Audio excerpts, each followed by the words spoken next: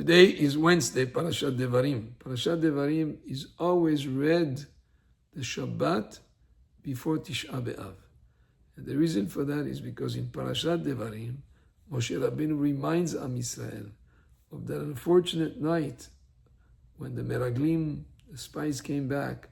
10 out of 12 spies gave a negative report about the land of Israel, and the people believed their negative report and they cried. They were told, you cried in vain.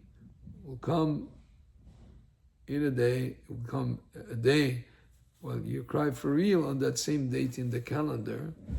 And that's the day of Tisha B'Av, when we mourn the destruction of the first and the second temple. So the Parashat Devarim insinuates that date of Tisha B'Av, and therefore it's read always before the Shabbat before Tisha. But the Shabbat, well, usually we call the Shabbat based on the name of the parasha. This Shabbat is also called not just Shabbat Devarim, but Shabbat Chazon. Why Shabbat Chazon? Because Chazon is the first word of the Haftarah that we'll read on Shabbat from the book of Yeshaya.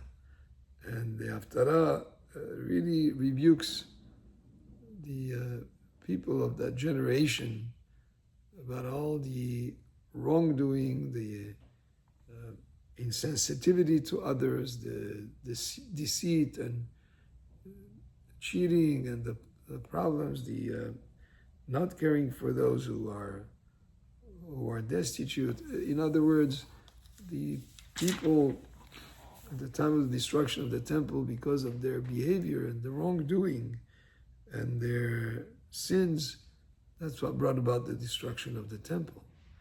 And that's what the Haftarah speaks about, and it's a rebuke, and it's in a way to remind us to become better people.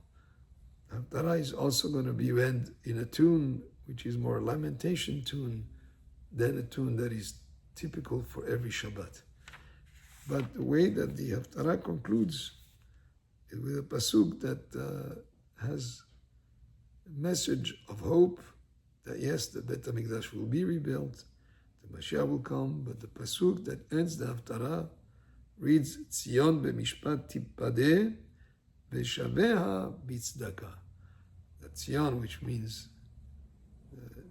Israel, the land of Israel, the people of the Jewish people, Tzion b'mishpat tippadeh, will be redeemed b'mishpat v'shaveha b'tzdaka, through honesty, through proper justice, and tzedakah with charity. In other words, if we have honesty and justice and kindness to others, these are the things that will be what will bring the Mashiach and will bring the construction and the rebuilding of the Bet HaMikdash in Eretz HaKodesh, b'mehera b'yameinu, amen. Baruch Adonai le'olam, amen ve'amen.